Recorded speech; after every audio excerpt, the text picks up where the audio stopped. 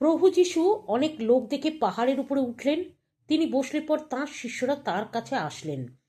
তখন তিনি শিষ্যদের এই বলে শিক্ষা দিতে লাগলেন, ঈশ্বরের সামনে যারা নিজেদের অযোগ্য বলে মনে করে তারা ধন্য, কারণ স্বর্গরাজ্য তাদেরই। যারা দুঃখ করে তারা ধন্য, কারণ তারা সান্ত্বনা পাবে। যাদের স্বভাব নম্র তারা ধন্য, কারণ পৃথিবী তাদেরই হবে। যারা মনে প্রাণে ঈশ্বরের ইচ্ছা মতো চলতে চায় তারা ধন্য, কারণ তাদের সেই ইচ্ছা পূর্ণ হবে। লোকেদের জীবনে শান্তি আনার জন্য যারা পরিশ্রম করে তারা ধন্য, কারণ ঈশ্বর তাদের নিজের সন্তান বলে ডাকবেন।